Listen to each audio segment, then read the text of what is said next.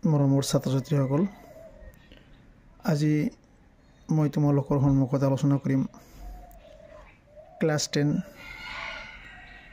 সমাজ বিজ্ঞান তৃতীয় খণ্ড ৰাজনীতি বিজ্ঞানৰ প্ৰথমখন চেপ্টাৰ, যাৰ যিটো হৈছে ভাৰতীয় গণতন্ত্ৰ। ভাৰতীয় গণতন্ত্ৰৰ পৰা যিবিলাক ইম্পৰ্টেণ্ট কুৱেশ্যন আছে সেইবিলাক আমি কভাৰ কৰি আলোচনা কৰিম। তোমালোকে ইয়াৰ পৰা মুখস্থ কৰিলেই চববিলাক কুৱেশ্যন 100% কম পৰিব বুলি মই বিশ্বাস কৰোঁ। চিঞৰি দিব পাৰোঁ 100% কম পৰিব। ঠিক আছে, মই এতিয়া পোনে পোনে যাওঁ আলোচনালৈ। আজি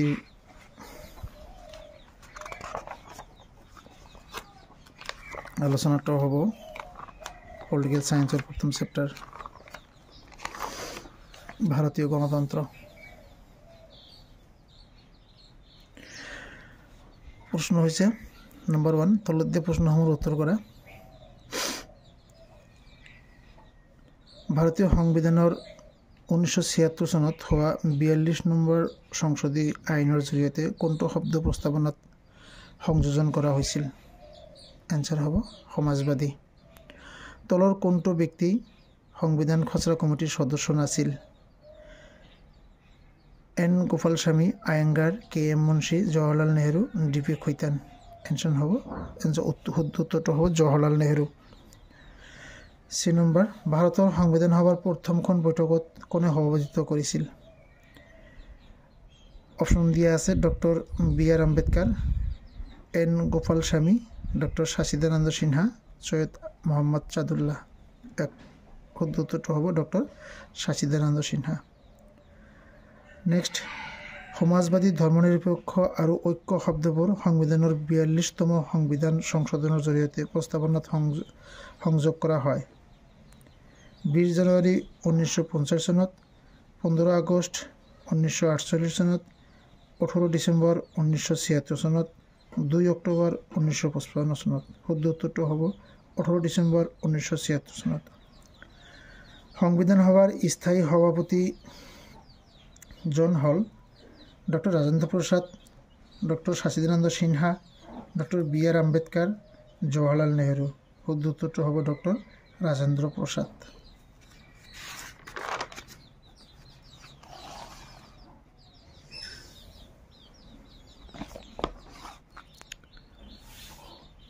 এতিয়া নেক্সট, ভাৰতবৰ্ষত এখন ধৰ্মনিৰপেক্ষ ৰাষ্ট্ৰ হিচাপে সংবিধানত কেতিয়া স্বীকৃতি পায়? 42তম সংশোধন। এয়া প্ৰথমটো হৈছে 1950 চনৰ 26 জানুৱাৰী, 1947 চনৰ 15 আগষ্ট, 1976 চনৰ 18 ডিচেম্বৰ, 1950 চনৰ 26 নৱেম্বৰ। শুদ্ধ উত্তৰটো হ'ব 1976 চনৰ 18 ডিচেম্বৰ। সংবিধান সভাৰ প্ৰথমখন বৈঠক কেতিয়া হৈছিল? শুদ্ধ উত্তৰ হ'ব 1946 চনৰ 8 ডিচেম্বৰ। ভাৰতৰ সংবিধান প্ৰস্তুত কৰোঁতে মুঠ কেইখন বৈঠক বহিছিল? 11খন। ভাৰতৰ সংবিধানত ঐক্য শব্দটো কেতিয়া স্থান পাইছিল? 18 ডিচেম্বৰ 1976 চনত। সংবিধান সভাৰ স্থায়ী সভাপতি ডক্টৰ ৰাজেন্দ্ৰ প্ৰসাদে সংবিধান খচৰাত কেতিয়া স্বাক্ষৰ কৰিছিল বা চহী কৰিছিল? শুদ্ধ উত্তৰ হ'ব 26 নৱেম্বৰ 1949 চন। সেইকাৰণে 26 নৱেম্বৰ দিনটো গণতন্ত্ৰ দিৱস হিচাপে পালন কৰা হয়। ভাৰতৰ কাৰণে এখন সংবিধান ৰচনা কৰাৰ কাৰণে ইংলেণ্ডৰ কেবিনেট মিছন কেতিয়া ভাৰতলৈ আহিছিল? শুদ্ধ উত্তৰ হ'ব 1946 চনৰ মাৰ্চ মাহত।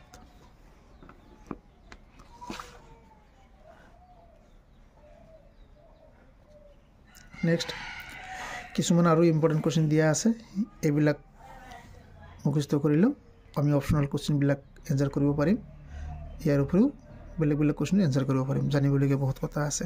চাম ইম্পৰ্টেণ্ট পইণ্টছ। সংবিধান সভাৰ খচৰা কমিটি গঠন 1947 চনৰ 29 আগষ্টত। সংবিধান সভাৰ খচৰা কমিটিৰ সদস্যসকল 7জন সদস্য আছে। 7জন সদস্যৰ নামেই জানিব লাগিব। এইবিলাক সংবিধান সভাৰ সদস্য আছিল। ডক্টৰ বি আৰ আম্বেদকাৰ অধ্যক্ষ আছিল। N Gopalaswami আয়েঙ্গাৰ, Alladi Krishnaswami Ayyar, K M Munshi, Syed Mohammad Saadulla, N Madhava Rau, D P Khaitan. ভাৰতৰ সংবিধান বলবৎ হৈছিল 26 জানুৱাৰী 1950 চনত। গণতন্ত্ৰ দিৱস 26 জানুৱাৰী। ব্ৰিটিছ চৰকাৰে ভাৰতত 1935 চনত ভাৰত চৰকাৰ আইন বলবৎ কৰিছিল। ভাৰত চৰকাৰ আইন কেতিয়া বলবৎ কৰিছিল? 1935 চনত। যি আইনৰ জৰিয়তে অৰ্থাৎ ভাৰত চৰকাৰ আইন 1935-ৰ জৰিয়তে ভাৰতে স্বাধীনতা লাভৰ পিছৰ পৰা সংবিধান বলবৎ হোৱালৈকে ভাৰতৰ শাসন ব্যৱস্থা চলিছিল। এইটো হৈছে 15 আগষ্ট 1947-ৰ পৰা 26 জানুৱাৰী 1950 চনলৈ। সংবিধানৰ 1 নম্বৰ অনুচ্ছেদত ভাৰতক এখন ৰাজ্যসমূহৰ সংঘ বুলি ঘোষণা কৰা হৈছিল। এইবিলাক কিন্তু প্ৰশ্ন হ'ব পাৰে, বা এইটো জানা থাকিলে হ'ল যে সংবিধানৰ 1 নম্বৰ অনুচ্ছেদত ৰাজ্যসমূহৰ সংঘ বুলি ঘোষণা কৰা হৈছিল ভাৰতবৰ্ষক। প্ৰশ্ন হ'ব যেনেকুৱা ভাৰতবৰ্ষক ৰাজ্যসমূহৰ সংঘ বুলি ঘোষণা কৰা হৈছিল সংবিধানৰ কোনটো অনুচ্ছেদত এইটো উল্লেখ আছে? 1 নম্বৰ অনুচ্ছেদত। পৃথিৱীত যুক্তৰাষ্ট্ৰীয় পদ্ধতি প্ৰথম প্ৰৱৰ্তন হৈছিল আমেৰিকা যুক্তৰাষ্ট্ৰত। সেইবাবে আমেৰিকাক যুক্তৰাষ্ট্ৰৰ গৃহভূমি বুলি কোৱা হয়। ভাৰতবৰ্ষৰ যুক্তৰাষ্ট্ৰীয় ব্যৱস্থা প্ৰৱৰ্তনৰ ক্ষেত্ৰত কানাডা যুক্তৰাষ্ট্ৰৰ সংবিধান অনুসৰণ কৰিছিল। ভাৰতবৰ্ষৰ সংসদীয় ব্যৱস্থা প্ৰৱৰ্তনৰ ক্ষেত্ৰত ইংলেণ্ডৰ সংবিধান অনুকৰণ কৰিছিল। চাৰকাৰীয়া আয়োগ গঠন হৈছিল 1983 চনত। 1935 চনৰ ভাৰত চৰকাৰ আইনৰ জৰিয়তেই ভাৰতত যুক্তৰাষ্ট্ৰীয় ব্যৱস্থা আৰু সংসদীয় চৰকাৰ ব্যৱস্থাৰ প্ৰৱৰ্তন হৈছিল।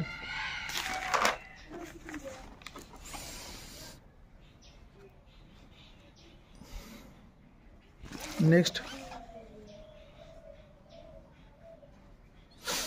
2 নম্বৰ কোৱেশ্চন, আমেৰিকা যুক্তৰাষ্ট্ৰৰ দৰে ভাৰতবৰ্ষ এখন যুক্তৰাষ্ট্ৰ নে কি? ব্যাখ্যা কৰা। নহয়, আমেৰিকা যুক্তৰাষ্ট্ৰৰ দৰে ভাৰতবৰ্ষ এখন যুক্তৰাষ্ট্ৰ নহয়। আমেৰিকা যুক্তৰাষ্ট্ৰ এখন প্ৰকৃত যুক্তৰাষ্ট্ৰ য'ত ৰাজ্যবিলাকৰ অধিক স্বতন্ত্ৰতা থকাৰ লগতে সুকীয়া সংবিধান আৰু দ্বৈত নাগৰিকত্বৰ ব্যৱস্থা আছে। আনহাতে ভাৰতীয় যুক্তৰাষ্ট্ৰীয় ব্যৱস্থা ইয়াৰ সম্পূৰ্ণ ব্যতিক্ৰম।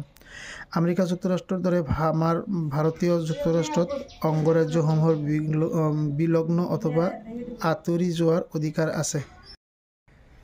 আঁতৰি যোৱাৰ অধিকাৰ নাই।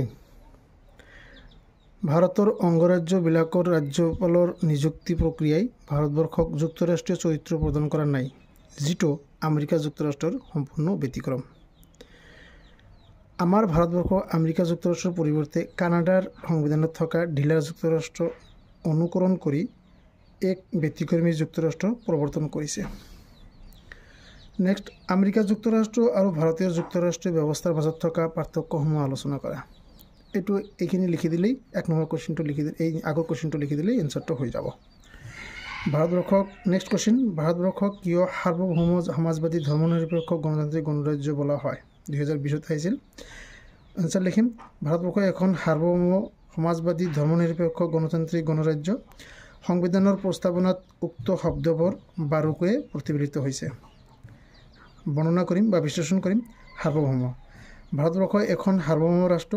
ভাৰতবৰ্ষৰ কোনো বিদেশী শক্তিৰ তলতীয়া নহয় আৰু আভ্যন্তৰীণভাৱেও কোনো বিশেষ শক্তিৰ দ্বাৰা পৰিচালিত নহয়।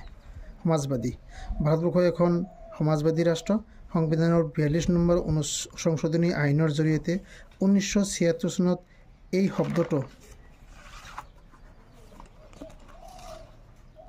শব্দটো প্ৰস্তাৱনাত সংযোজন কৰা হৈছে। ভাৰতৰ মানুহৰ মাজত আয়, মৰ্যাদা আৰু জীৱন ধাৰণৰ মানদণ্ডৰ বিষয়ত অসমতা নাথাকিব।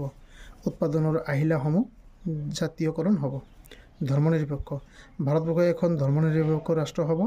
ইয়াত কোনো চৰকাৰী ধৰ্ম নাথাকিব। চৰকাৰৰ দৃষ্টিত সকলো ধৰ্ম সমান। গণতান্ত্ৰিক, ভাৰতবৰ্ষ এখন গণতান্ত্ৰিক ৰাষ্ট্ৰ। দেশৰ শাসন ব্যৱস্থা জনসাধাৰণৰ প্ৰতিনিধিৰ দ্বাৰা পৰিচালিত। দেশৰ প্ৰশাসন ব্যৱস্থা জনসাধাৰণৰ ওচৰত দায়বদ্ধ। গণৰাজ্য, ভাৰতবৰ্ষ এখন গণৰাজ্য। দেশৰ ৰাষ্ট্ৰপ্ৰধানজন অৰ্থাৎ ৰাষ্ট্ৰপতি জনসাধাৰণৰ দ্বাৰা নিৰ্বাচিত ব্যক্তি। ৰাষ্ট্ৰপ্ৰধান পদবীটো বংশানুক্ৰমিক অথবা বাছনি কৰা ব্যক্তি নহয়। 5 নম্বৰ কোৱেশ্চন সংসদীয় গণতন্ত্ৰ কি ভাৰতবৰ্ষৰ সংসদীয় গণতন্ত্ৰ আৰু ইংলেণ্ডৰ সংসদীয় গণতন্ত্ৰৰ মাজত থকা পাৰ্থক্য ইম্পৰ্টেণ্ট কোৱেশ্চন 2019 আহিছিল আৰু মাজে মাজে এইটো আহি থাকে সংসদীয় গণতন্ত্ৰৰ সংজ্ঞা সংসদক প্ৰাধান্য দি প্ৰচলিত হোৱা গণতান্ত্ৰিক ব্যৱস্থাকে সহজ অৰ্থত সংসদীয় গণতন্ত্ৰ বুলি কোৱা হয় ভাৰতবৰ্ষৰ সংসদীয় গণতন্ত্ৰ আৰু ইংলেণ্ডৰ সংসদীয় গণতন্ত্ৰৰ মাজত কিছুমান পাৰ্থক্য নম্বৰ 1 ভাৰতবৰ্ষৰ সংসদীয় গণতন্ত্ৰ প্ৰধানত এখন গণৰাজ্য কিন্তু ইংলেণ্ডৰ সংসদীয় গণতন্ত্ৰ গণৰাজ্য নহয় ইংলেণ্ডৰ ৰাষ্ট্ৰপ্ৰধানজন ৰজা বা ৰাণী পুৰুষানুক্ৰমে হোৱা ব্যক্তি আনহাতে ভাৰতৰ ৰাষ্ট্ৰপ্ৰধানজন ৰাষ্ট্ৰপতি জনসাধাৰণৰ দ্বাৰা নিৰ্বাচিত হোৱা ব্যক্তি ভাৰতৰ উচ্চ সদন ৰাজ্যসভা ইংলেণ্ডৰ ভাৰতৰ উচ্চ সদন ৰাজ্যসভা ইংলেণ্ডৰ উচ্চ সদন হাউচ অফ লৰ্ডছতকৈ বহু পৃথক আৰু এটা পাৰ্থক্য আমি দিব পাৰোঁ যদি 3 মাৰ্কৰ কাৰণে আহে সাধাৰণতে এইখন চেপ্টাৰৰ পৰা ভোট কোৱেশ্চন হিচাপে যদি আহে 3 মাৰ্কৰ কাৰণে আহে জাষ্ট 3টা দিলেই হ'ব তথাপি আমি এটা লিখিছোঁ মই ইংলেণ্ডৰ সংসদীয় গণতন্ত্ৰৰ সংসদখন অধিক শক্তিশালী আনহাতে ভাৰতীয় সংসদ ইমান শক্তিশালী নহয় নেক্সট কোৱেশ্চন ভাৰতবৰ্ষ যুক্তৰাষ্ট্ৰীয় ব্যৱস্থাৰ বৈশিষ্ট্যসমূহ আলোচনা কৰা ইম্পৰ্টেণ্ট কোৱেশ্চন এইটো আহে ভাৰতীয় যুক্তৰাষ্ট্ৰীয় ব্যৱস্থাসমূহৰ বৈশিষ্ট্যসমূহ হৈছে লিখিত সংবিধান 2 নম্বৰ 2 ধৰণৰ চৰকাৰ থাকে ক্ষমতাৰ বিভাজনো আছে বিধানসভা আৰু দ্বি সদনযুক্ত স্থানীয় ন্যায়পালিকা সংবিধানৰ সৰ্বোচ্চতা এইবিলাক হৈছে ভাৰতবৰ্ষৰ সংবিধানত থকা যুক্তৰাষ্ট্ৰীয় বৈশিষ্ট্য এতিয়া ডিছকাছবিলাক সাধাৰণ যুক্তৰাষ্ট্ৰৰ সংবিধান লিখিত সংবিধান সাধাৰণতে যুক্তৰাষ্ট্ৰৰ সংবিধান লিখিত সংবিধান ভাৰতবৰ্ষৰ সংবিধান লিখিত যি এটা যুক্তৰাষ্ট্ৰীয় বৈশিষ্ট্য বাস 2 ধৰণৰ চৰকাৰ ভাৰতৰ সংবিধানৰ আন এটা যুক্তৰাষ্ট্ৰীয় বৈশিষ্ট্য হৈছে 2 ধৰণৰ চৰকাৰ কেন্দ্ৰত কেন্দ্ৰীয় চৰকাৰ আৰু ৰাজ্যবিলাকৰ কাৰণে ৰাজ্য চৰকাৰ ক্ষমতাৰ বিভাজন হৈছে ভাৰতবৰ্ষৰ ৰাজনৈতিক ব্যৱস্থাত থকা আন এটা যুক্তৰাষ্ট্ৰীয় বৈশিষ্ট্য সংবিধানত কেন্দ্ৰীয় সূচী ৰাজ্য সূচী আৰু সমসূচীৰ জৰিয়তে ক্ষমতাৰ বিভাজন প্ৰক্ৰিয়া আছে বিধানসভা দ্বি সদনযুক্ত ভাৰতৰ বিধানমণ্ডল দ্বি সদনযুক্ত উচ্চ সদন যাক ৰাজ্যসভা বুলি কোৱা হয় আৰু নিম্ন সদন যাক লোকসভা বুলি কোৱা হয় ই এটা যুক্তৰাষ্ট্ৰীয় বৈশিষ্ট্য স্থানীয় ন্যায়পালিকা স্থানীয় বা স্বাধীন ন্যায়পালিকা হৈছে ভাৰতৰ সংবিধানৰ এখন অন্যতম যুক্তৰাষ্ট্ৰীয় বৈশিষ্ট্য ভাৰতত থকা উচ্চতম ন্যায়ালয়খন স্বাধীন আৰু নিৰপেক্ষ সাধাৰণতে 3 মাৰ্কৰ কাৰণে আহে বা 4 মাৰ্কৰ কাৰণে আহিব পাৰে 3 মাৰ্কটো বেছি আহে এইখন চেপ্টাৰৰ পৰা জাষ্ট 3টা পঢ়ি লিখিলেই হ'ব নেক্সট কোৱেশ্চন 7 নম্বৰ কোৱেশ্চনটো হৈছে 7 নম্বৰ কোৱেশ্চনটো হৈছে কি ভাৰতবৰ্ষৰ সংবিধান প্ৰস্তুতকৰণ সম্পৰ্কে চমুকৈ আলোচনা কৰা ইয়াৰ উত্তৰ লিখিম আমি স্বাধীনতা লাভ কৰাৰ আগতেই আমাৰ দেশত সংবিধান প্ৰণয়নৰ প্ৰস্তুতি আৰম্ভ হৈছিল ভাৰতবৰ্ষৰ বাবে এখন সংবিধান ৰচনাৰ কাৰণে প্ৰয়োজনীয় পৰিৱেশ আৰু প্ৰস্তুতি চলাবৰ অৰ্থে ব্ৰিটিছ চৰকাৰে 1946 চনৰ মাৰ্চ মাহত কেবিনেট মিছনক ভাৰতবৰ্ষলৈ পঠালে এই কেবিনেট মিছনৰ তৎপৰতাত সংবিধান সভা গঠন হৈছিল আৰু প্ৰথমখন বৈঠক হৈছিল 1946 চনৰ 9 ডিচেম্বৰ তাৰিখে সংবিধান সভাৰ প্ৰথমখন বৈঠকত সভাপতিত্ব কৰিছিল ডক্টৰ সচিদানন্দ সিনহা আৰু এইখন সভাতেই ডক্টৰ ৰাজেন্দ্ৰ প্ৰসাদক সংবিধান সভাৰ স্থায়ী সভাপতি হিচাপে নিৰ্বাচিত কৰে ভাৰতৰ সংবিধানখন প্ৰস্তুত কৰোঁতে এই সভাৰ মুঠ 11খন বৈঠক হৈছিল সংবিধান সভাই 1947 চনৰ 29 আগষ্টত ডক্টৰ বি.আৰ. আম্বেদকাৰক অধ্যক্ষ হিচাপে লৈ এখন খচৰা কমিটি গঠন কৰে প্ৰায় 3 বছৰকাল পৰিশ্ৰমৰ অন্তত খচৰা কমিটিয়ে 1949 চনৰ 26 নৱেম্বৰ তাৰিখে সংবিধানৰ খচৰা প্ৰস্তুত কৰি ডক্টৰ ৰাজেন্দ্ৰ প্ৰসাদৰ ওচৰত দাখিল কৰে আৰু সেই দিনাই ৰাজেন্দ্ৰ প্ৰসাদে খচৰাৰ প্ৰতিলিপিত স্বাক্ষৰ প্ৰদান কৰাৰ লগে লগে ভাৰতবৰ্ষৰ জনগণে নিজাকৈ এখন সংবিধান লাভ কৰে কিন্তু নানান প্ৰশাসনিক আৰু আনুষাংগিক অসুবিধাৰ বাবে নতুন সংবিধানখন 1950 চনৰ 26 জানুৱাৰী তাৰিখে বলবৎ কৰা হয় নেক্সট কোৱেশ্চন যুক্তৰাষ্ট্ৰীয় ব্যৱস্থা প্ৰৱৰ্তনৰ ক্ষেত্ৰত সংবিধান প্ৰণেতাসকলে কিয় কানাডাৰ সংবিধান অনুসৰণ কৰিছিল নাইবা এনেকৈ কোৱেশ্চন হ'ব পাৰে যুক্তৰাষ্ট্ৰীয় ব্যৱস্থা প্ৰৱৰ্তনৰ ক্ষেত্ৰত ভাৰতৰ সংবিধান প্ৰণেতাসকলে কিয় আমেৰিকাৰ যুক্তৰাষ্ট্ৰক অনুসৰণ নকৰি কানাডাক অনুসৰণ কৰিছিল উত্তৰ লিখিম আমেৰিকা যুক্তৰাষ্ট্ৰীয় পদ্ধতিটো আছিল প্ৰকৃত যুক্তৰাষ্ট্ৰীয় পদ্ধতি য'ত অংগৰাজ্যবিলাক অধিক স্বতন্ত্ৰতা দিয়াৰ লগতে সুকীয়া সংবিধান আৰু দ্বৈত নাগৰিকত্ব দিয়াৰ ব্যৱস্থা কৰা হৈছে আমাৰ সংবিধান প্ৰণেতাসকলে বুজি পাইছিল যে নতুনকৈ জন্ম হোৱা ভাৰতবৰ্ষত যদি আমেৰিকাৰ দৰে সুকীয়া সংবিধান আৰু দ্বৈত নাগৰিকত্বৰ ব্যৱস্থা কৰা হয় তেন্তে জাতীয় সংহতি আৰু অখণ্ডতা শক্তিশালী কৰা সম্ভৱ নহ'ব। সেইবাবে তেওঁলোকে আমেৰিকাৰ পৰিৱৰ্তে কানাডাৰ সংবিধানৰ ঢিলা যুক্তৰাষ্ট্ৰ অনুসৰণ কৰিছিল। নেক্সট প্ৰশ্ন, প্ৰস্তাৱনাত আমি ভাৰতীয় জনগণ বুলি কিয় কোৱা হৈছে উল্লেখ কৰা। উত্তৰ লিখিম, প্ৰস্তাৱনা হ'ল সংবিধানৰ পাতনি। প্ৰস্তাৱনাত সংবিধানৰ আদৰ্শ আৰু লক্ষ্য সম্পৰ্কে বিৱৰণ আছে। পেৰাগ্ৰাফ কৰিম, আমাৰ সংবিধানৰ প্ৰস্তাৱনাটো আমি ভাৰতীয় জনসাধাৰণ বাক্য দি আৰম্ভ হৈছে। ইয়াৰ জৰিয়তে আমাৰ সংবিধান প্ৰণেতাসকলে তলত দিয়া বিষয়সমূহ স্পষ্ট কৰিছে। নম্বৰ 1 বা ক নম্বৰ, সংবিধানখনৰ ৰচক ভাৰতীয় জনগণ। খ, সংবিধানখন হৈছে ভাৰতীয় জনসাধাৰণৰ বাবে। গ, ভাৰতীয় জনগণেই সংবিধানৰ আঁৰত থকা এক বৃহৎ শক্তি। নেক্সট কুৱেশ্যন, ভাৰতীয় সংবিধানৰ প্ৰস্তাৱনা কিয় আত্মা, বিবেক আৰু দুৱাৰদলি বুলি কোৱা হয়। এইটো কুৱেশ্যন আমি বেলেগকৈ হ'ব পাৰে, যেনেকুৱা ভাৰতীয় সংবিধানৰ প্ৰস্তাৱনা হৈছে সংবিধান এখনৰ দুৱাৰদলি ব্যাখ্যা কৰা। ভাৰতীয় সংবিধানৰ প্ৰস্তাৱনা হৈছে সংবিধানখনৰ আত্মা বা বিবেক বা চাবিকাঠি ব্যাখ্যা কৰা। এনেকৈ আহিব পাৰে, এনচাৰটো একেই। উত্তৰ লিখিম আমি, প্ৰস্তাৱনা হ'ল সংবিধানৰ পাতনি।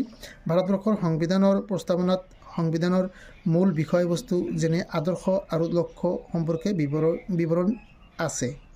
নেক্সট পেৰাগ্ৰাফ কৰিম আমি, প্ৰস্তাৱনাখন পঢ়িয়েই সংবিধানখনৰ বিষয়ে জানিব পাৰি। আৰু এটা পইণ্ট দিব পাৰোঁ, পইণ্ট হিচাপে লিখিলোঁ, এইবিলাক পইণ্ট দিব পাৰোঁ। প্ৰস্তাৱনাৰ প্ৰতিটো শব্দৰ মাজত লুকাই আছে সংবিধানখনৰ আদৰ্শ, দৰ্শন আৰু লক্ষ্য। আৰু এটা পইণ্ট দিব পাৰোঁ, বহুতে প্ৰস্তাৱনাক ভাৰতীয় সংবিধানৰ আত্মা, বিবেক, দুৱাৰদলি আৰু চাবিকাঠি বুলি অভিহিত কৰে। লাষ্ট কুৱেশ্যন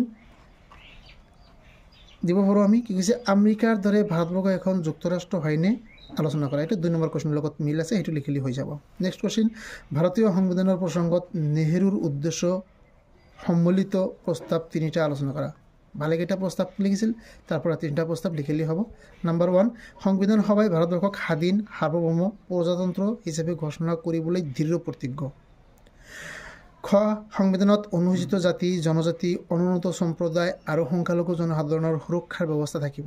গ, জনসাধাৰণেই হ'ব সকলো ক্ষমতাৰ উৎস। সাৰ্বভৌম দেশখনৰ চৰকাৰ আৰু সকলো অংগই জনসাধাৰণৰ পৰা ক্ষমতা লাভ কৰিব। এই হৈছে এইখন চেপ্টাৰৰ পৰা হ'বলগীয়া কুৱেশ্যন। Thank U.